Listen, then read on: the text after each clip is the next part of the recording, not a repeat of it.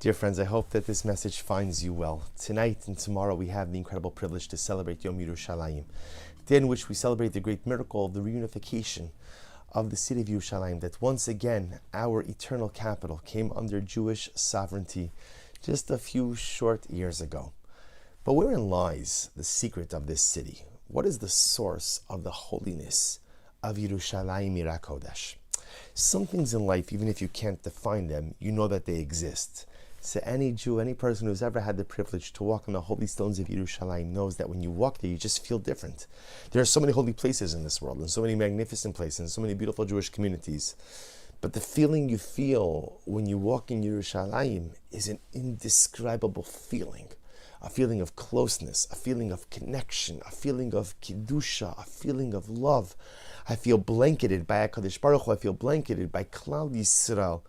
Even when I stand and I look at the Kosel, I look at the ruins, the last vestige, the last retaining wall of our beautiful Beis HaMikdash. And I know that in my heart, it's supposed to elicit feelings of sadness, right? Because I know when I look at the Kosel, when I look at that last little bit of wall, I'm supposed to feel, oh, look at everything I've lost. But I'll share with you a secret. When I look at the Kosel, I'm overwhelmed with happiness, overwhelmed with joy, not because I don't understand that it's a remnant of the second temple, but I get to say to myself, I get to daven next to a remnant of the second Beis HaMikdash. I could place my hands on the beautiful, cool stones. I can bury my head with prayer in that magnificent wall. I know what it represents. I know that it represents Churban, that it represents destruction, but I also know that it represents Geula. That in its own way, those stones which represent that which was destroyed are also the foundation for that which will be rebuilt. So we all know of the Kiddush of Yerushalayim, we all know what it means. But on a deeper level, what does it stem from? I think it's interesting to note that in Daf Yomi just a few days ago, at the conclusion of Maseches Sota, the Gemara was talking about the concept of Egla Arufa, literally translated the decapitated calf. Without getting into all the details, we know the basic framework. You find a person murdered between two cities, they measure the closest city, and there's a whole process that's involved. Right? There's a calf, the elders come, a whole ritual process surrounding how to atone for that bloodshed. The perpetrator is unknown, but we, the elders of the closest city, still have an obligation to effect atonement. So the Mishnah on Memhem base 45b says that when it comes to Egla Arufa, the Mishnah says, the Ein Yerushalayim Mevia Egla Arufa. Ultimately, the city of Jerusalem does not bring in Egla Arufa. In other words, what does this mean? So if you happen to find a person murdered and the closest city to the corpse is Jerusalem, is Yerushalayim, you don't engage in the process of Egla Arufa. Why not? Says the Gemara. So listen to this. Very simple. The Amar Kra, L'rishta, V'kasav Yerushalayim lo nischalka l'shvatim. Because the Torah, when describing ultimately the closest city found to the corpse, describes it as one of the cities that was given to you as an inheritance. But Yerushalayim was not divided amongst the tribes.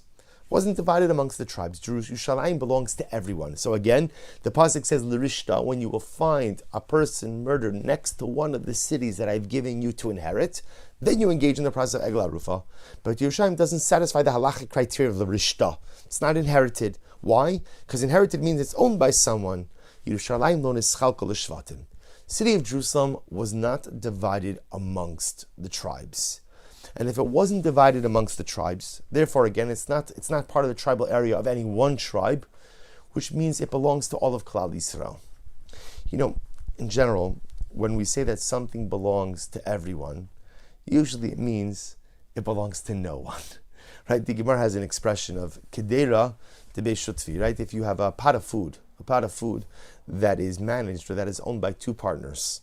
So the Gemara says, lo kariri velo chamimi. Generally, it doesn't get very hot and it doesn't get cold. Meaning what? It never really heats up and never fully cools down. What is that dynamic? When you have two people who are both responsible for something, generally everybody assumes, Reuven says, Shimon will take care of it. And Shimon says, Reuven will take care of it. So who ends up owning it, or who ends up taking ownership over it? No one. So like the pot's never really hot and the pot's never really cold. As they say, it's nishtahin, nishtaher. It's not here, it's not there. It's kind of just hovering. Yet Yerushalayim Kodesh, the Gemara says, belongs to no one, but it belongs to everyone. It belongs to no one, but it belongs to everyone. No one tribe, even though again the tribal portions of Yehuda and Binyamin, right, are in that vicinity, but Yerushalayim is not owned by any one tribe, it's owned by everyone. And maybe herein lies the unique nature of Yerushalayim, that there are certain things that can never be possessed by any one person, by any one tribe. There are certain things that have such immense holiness that by definition, they can only belong to a greater collective. An example of this Torah, our beautiful, holy, magnificent Torah.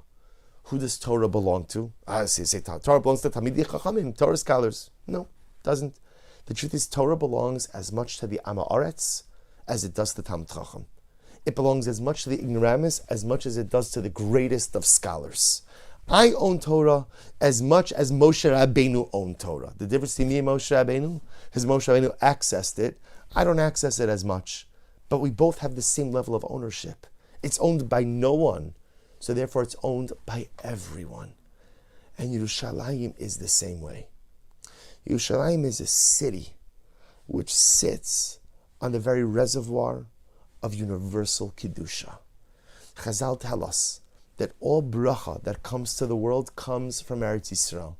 And all bracha from Eretz Yisrael comes from Yerushalayim. Yerushalayim, like Torah, is such a profound repository of holiness. Lo nischalka l'shevatim, can't be owned by a tribe, can't be owned by a group. No one person, no one group to lay claim to it. There's so much holiness there, so much holiness, that it has to belong to the klal. It has to belong to everyone. You know, when we say that Yerushalayim is the eternal capital of the Jewish people, this isn't just a political statement that dictates, where other countries should put their embassies. It's a spiritual statement. Yerushalayim is not the capital of a tribal area. Yerushalayim doesn't belong to Charedim or to Chilonim. It doesn't belong to Mizrahi. It doesn't belong to Dati Leumi or Charedi Dati Leumi. It doesn't belong to those who serve in the IDF, and it doesn't belong to those who learn in yeshivas. It belongs to everyone. It belongs to everyone. Yerushalayim, ki ir shechubra la yachdav, like Torah, which is a great unifier of the Jewish people. Whether you learn it or you don't learn it, it belongs to you. Torah is yours. Whether you live in Yerushalayim, you don't live in Yerushalayim, you love Yerushalayim, you don't love Yerushalayim, it's yours. It's yours because it belongs to Klal Yisrael. There are very few things in this world that people can't own. And with enough money, with enough influence, you could own almost anything, but not Yerushalayim Kodesh. Yerushalayim, because of its immense and immeasurable holiness, belongs only to Klal Yisrael. And this is what we celebrate. We celebrate that just a few short years ago, because it is 1967, it's like yesterday in the continuum of the Jewish experience, just a few short years ago, that Ribono Shel Olam gave us something back that belongs to us. The miracles that govern the reconquering of Yerushalayim, the miracles that govern the reunification of our holy city. We take for granted that you could walk through the streets of Yerushalayim today, and it's yours. It's yours, Chevra. It's not so long ago that this was not the case. And the gift that we celebrate is not just, I got something, you got something. Klal Yisrael received something that only Klal Yisrael could possess. Like Torah, which could only be possessed by the Klal, Yerushalayim could only be possessed by the Klal. Just like the Kedusha of Torah is too immense, no individual can lay claim to it, the Kedusha of our holy city is too immense. No one person, no one tribe can lay claim to it. It belongs to the Klal. Just a few short decades ago, the Ribono Shel Olam gave us back the very epicenter of universal holiness. Just a few short decades ago, HaKadosh Baruch Hu gave us back the source of every last bit of Kedusha. Everything flows into Eretz Yisrael, and everything from Eretz Yisrael flows through Yerushalayim. Yerushalayim is the epicenter of everything that is holy in this world. And HaKadosh Baruch Hu allowed it to once again be ours. HaKadosh Baruch Hu gave back the most precious piece of holiness in this world, and He gave it back to the most precious and holy people on the face of this earth. This is what we celebrate on Yom Yerushalayim.